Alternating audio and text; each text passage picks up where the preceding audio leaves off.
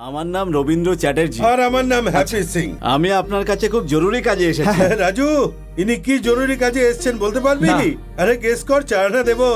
চাঁদার জন্য ডোনেশন নিতে এসেছেন তো, নাহলে লোন বা ধার নিতে এসেছেন? What nonsense!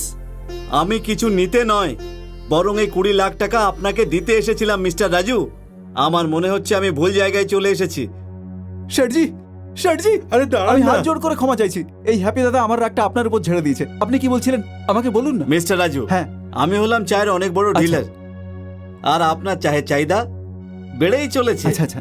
এর সঠিক ডিস্ট্রিবিউশন আর সঠিক মার্কেটিং না হওয়ার কারণে এই চা লোক অব্দি পৌঁছাচ্ছে না। আচ্ছা আচ্ছা। আমি চাই যে এর ডিলারশিপ আমিই পাই। আমি ভারতের বিভিন্ন কোণে আপনার চাকে পৌঁছে দেব। আহ, ওই রাজু, ওই উই আর লাকি। হ্যাঁ কোলাকুলি, হ্যাঁ একটা পাপ্পি। হ্যাঁ। ও আই এম হ্যাপি।